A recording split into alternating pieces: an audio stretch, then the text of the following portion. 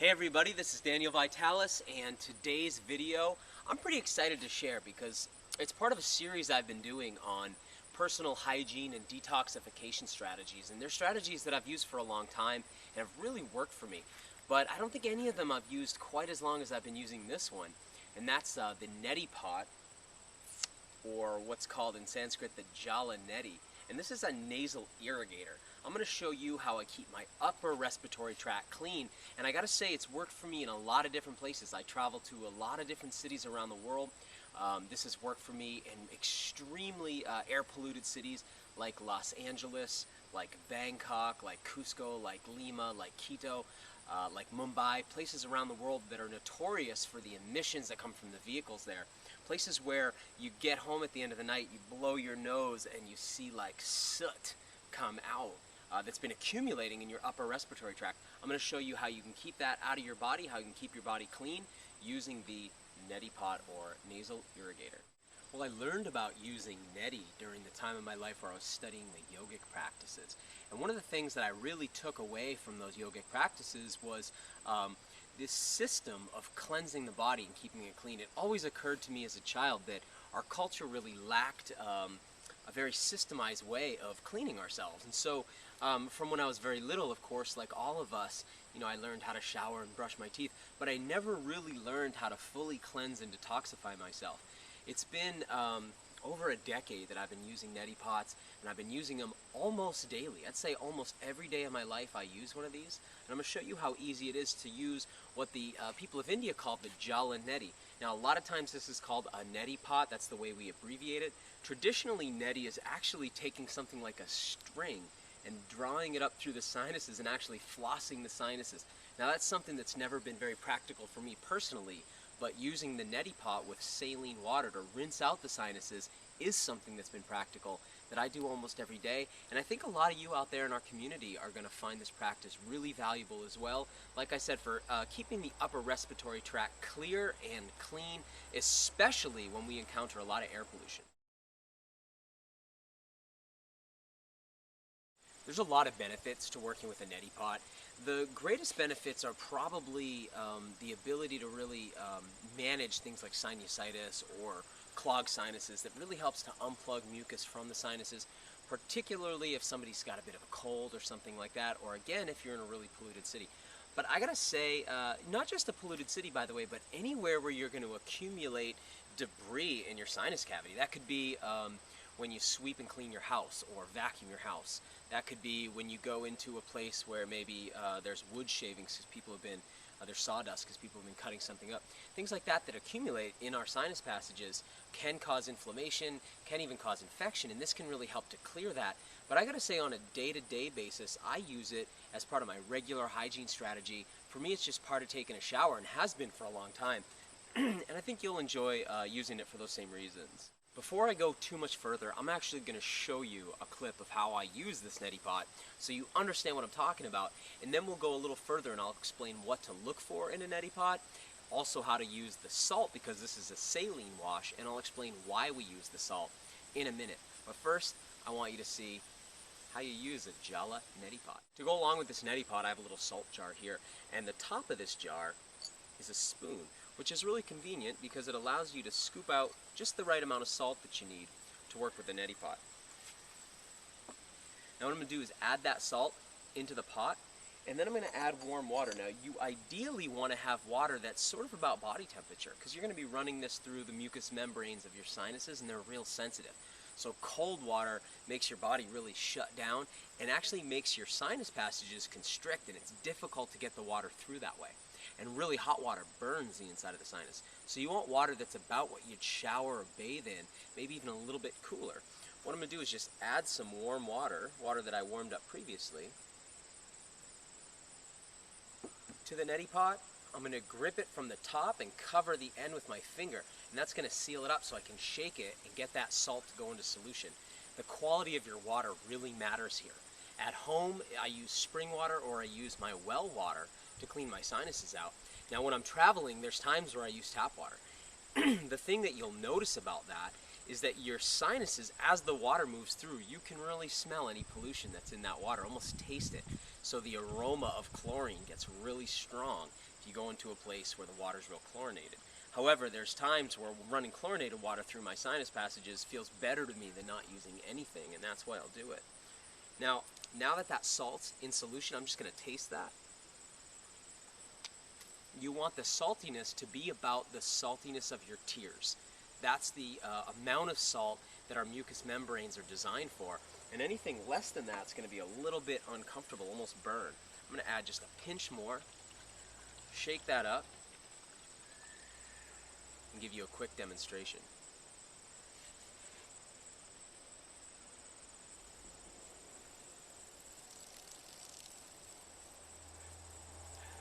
Well, there it is. You can see that that's going up one nostril and coming out the other one. You can imagine how good that feels once you learn how to do it.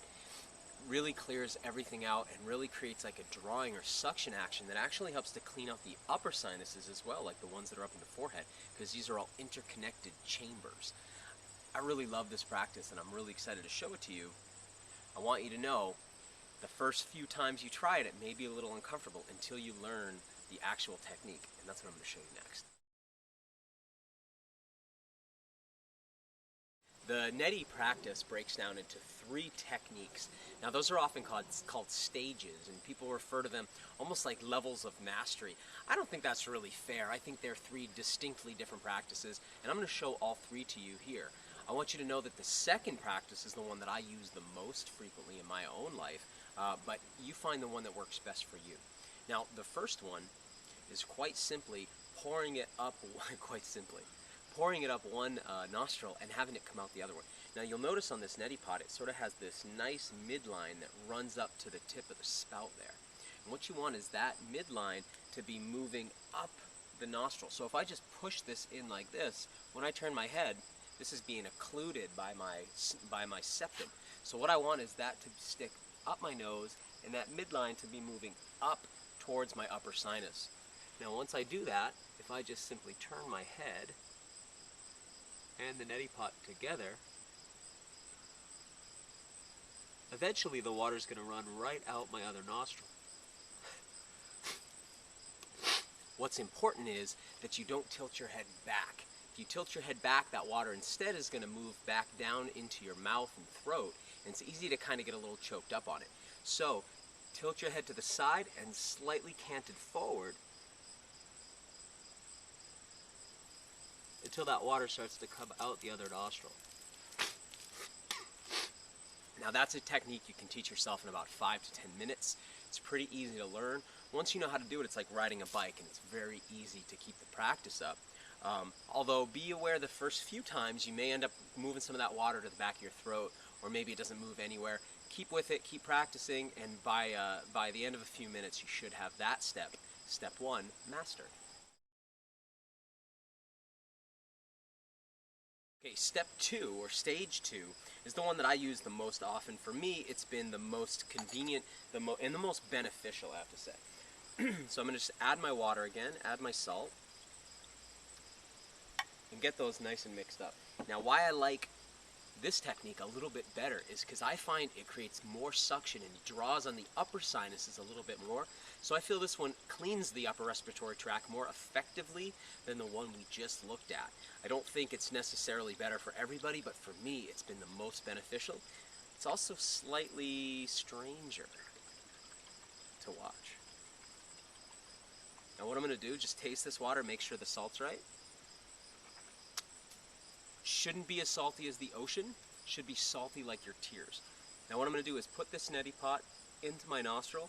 This time I'm going to tilt my head back intentionally because I'm going to try to draw all the water from this pot right into my mouth.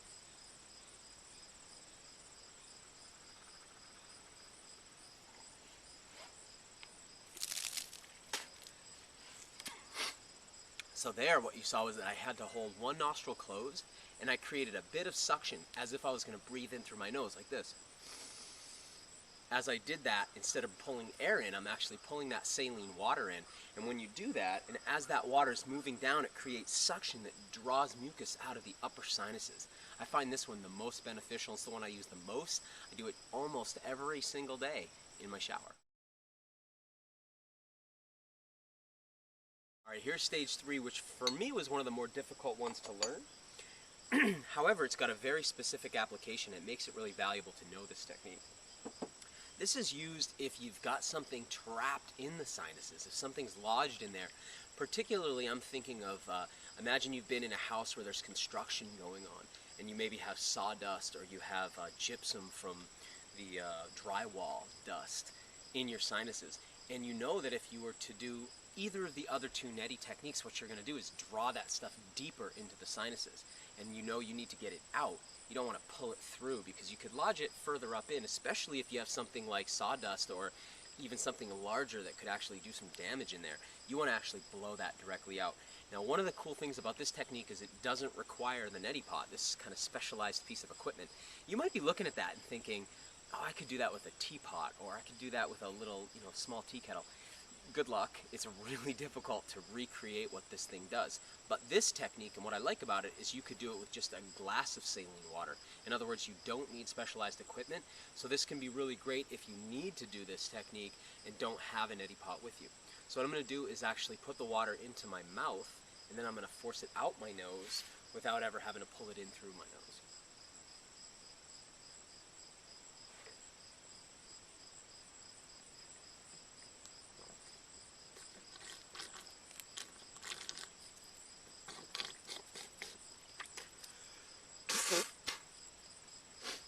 Okay, this is getting personal. So what you saw there was I actually brought that water into my mouth, kind of held it in the back of my throat, just above where you swallow and where you breathe, your larynx and pharynx.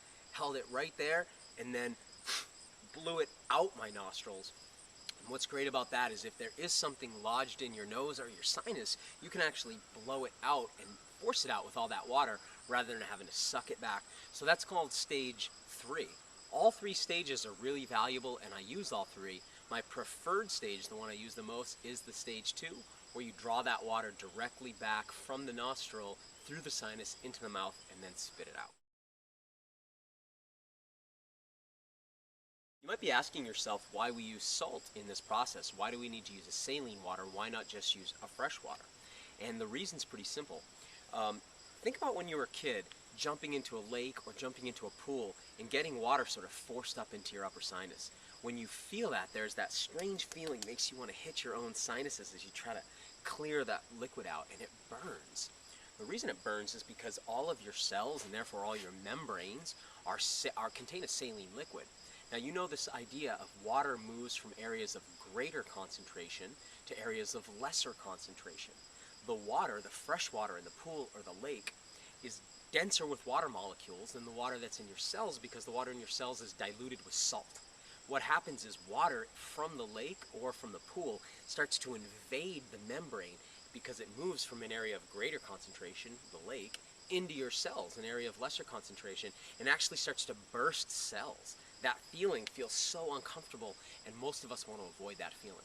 The opposite feeling, if you've ever jumped into the ocean where that salt is a higher concentration than the water that's in your body, what happens is the opposite. It actually draws water out of your tissues and pulls it into the ocean. Now, that's a good thing if you're in a hot spring with salt in it, or if you're in a salt bath trying to detoxify yourself. But up in your sinuses, again, what you get is a feeling that burns. The perfect salinity for our mucous membranes is the salinity that's in our tears. If you've ever tasted your own tears or your sweat or even some of your mucus, you'll notice that it's just mildly salty, and that's soothing to the membranes. What we're trying to do, and we would call that isotonic. So what we're trying to do is create an isotonic fluid, a saline that has about the same salinity as our blood and as our fluids, and that moves through the sinuses really easily. Now, I do this in a couple ways. One way is to keep a salt jar. Now, I use my Neti Pot primarily when I'm in the shower, though I'll use it other times as well. But I'll keep something like this by the shower so I can just scoop out the salt that I need. Or another thing that I'll sometimes do is keep a very concentrated, very salty liquid like this in my shower. Now, I wouldn't fill my Neti Pot with that. There's so much salt in there, you can see that the salt's fallen out of solution. We're above 26% here. But you could pour just a small amount into your Neti Pot, fill the rest with the water from your shower, and let those two mix. And one thing I'll point out, when I keep water like this, I use a plastic lid the metal lids for these type of canning jars, these ball jars or mason jars, will corrode and rust really quickly because of all the salt. So if you are going to keep diluted salt water like this, or even just salt in a container like this, if you don't have one of these jars like I just showed you, make sure you use a plastic lid or a lid that's not going to corrode easily like a metal lid.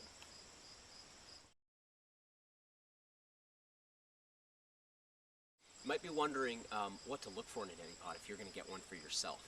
Now, I usually see neti pots in about, I'd say, 4 types, 4 categories, or 4 basic materials that they're made of.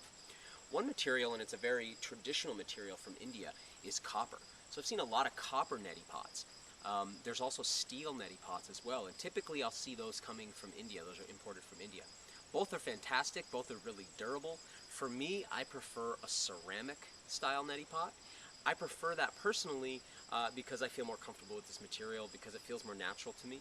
That's a personal opinion, and of course if you like steel neti pots or copper neti pots, there's a lot out there that are fantastic. When it comes to ceramic, there's a couple different shapes, and I want to show you that. This is another neti pot that I own. So these are the 2 primary ones I've worked with, the 2 primary ceramics. I like both. Both are really effective. This is the one that I like the most. This is the one we're carrying at surthrival.com, and there's a few reasons why I prefer it over this style, though I think this style is also fantastic. One of the things I like about this one is how small the gauge on the end is. If you look at those 2 neti pots, you can see that putting this one in your nose requires sort of wedging it up there in order to get that nice seal. And this one's a lot smaller, so it fits in the nostril more easily. The other thing I like about this neti pot, as opposed to this one, is that I can fill this with salt and water, hold it with one hand like this, and shake it up to mix the 2 together. With this one I can't really do that very effectively. I can reach, but I lose the seal over the top, so if I shake it, the liquid's going to come out. And that means I need to use 2 hands in order to do that. That might seem like a small difference, and it is, but when you do something day after day after day, you typically try to create some efficiency. So I don't spend 20 minutes doing this in the shower. It takes me about a minute and a half at the most, maybe less. And one of the reasons is because I can just shake that up really easily like that. So I like that. It allows me a little bit more control, especially if I'm manipulating other objects at the same time. The third thing I prefer about this neti pot over this style, I don't know if you can see that easily here, but this one's actually been super glued together. Now, it's lasted a long time. I actually super glued that a few years ago.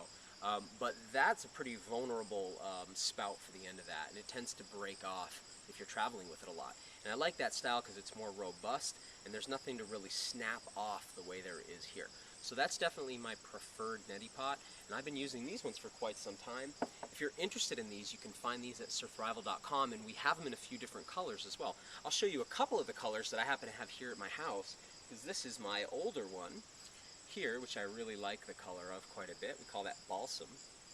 And I'll show you my partner Alexander's neti pot, which is much prettier and more feminine, and that's that one right there. So we have these in several colors, those more colors than this, and also we have the matching salt jars, which are unique to this design and match this design, which I really like as well. And that spoon is pretty convenient because it allows you to scoop out just the right amount of salt, so you don't have to empty some of the water out, add more water, whatever. You get the right amount of salt the first time, and that's really beneficial as well. So I take my neti pot with me everywhere I travel. I travel a lot. I get to go to a lot of places, and I always bring it with me. And given that it's ceramic, you might think, wow, it looks like it might be pretty delicate. How does it not get broken? I travel with mine for a long time. I keep it in a little pouch like this.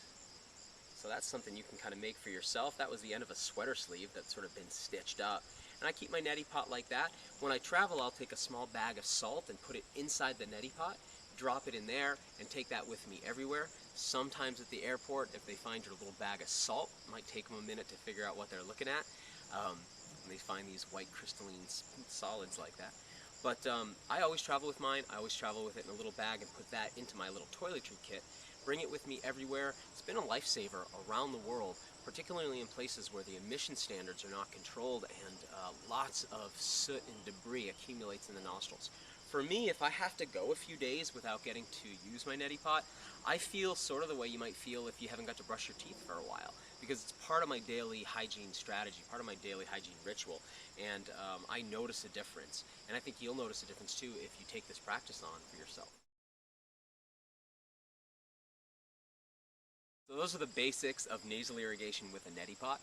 Know that you can find neti pots in salt jars like these at surthrival.com, which we'll link with this video. And know that if you're looking for other styles of neti pots, they're very easy to find on the internet now. Neti is spelled N-E-T-I, and you can find those all around the web fairly inexpensively. Get one for yourself and get one for people you care about. I find this is a very beneficial practice, like I said, for removing a lot of the debris that gets into our upper sinus and respiratory tract just from daily living. And I think as we toxify our environment more and more, as we become more aware of how toxic our environment has become, things like neti pot and other ancient hygienic strategies, cleansing strategies, are going to start to come more into vogue. You're going to hear more about them. So we're sort of at the crest of a wave that's sort of sweeping through our culture and teaching people more and more how to keep their bodies clean in our very industrialized, our post-industrial world. I think that the neti pot could factor into your life in a very significant way, keeping your upper respiratory tract clean and clear. Thanks for taking the time to watch this video. Love to hear your comments and see what you have to say, so write us below, and we'll see you soon with more videos about how you can keep your body clean and clear into the future.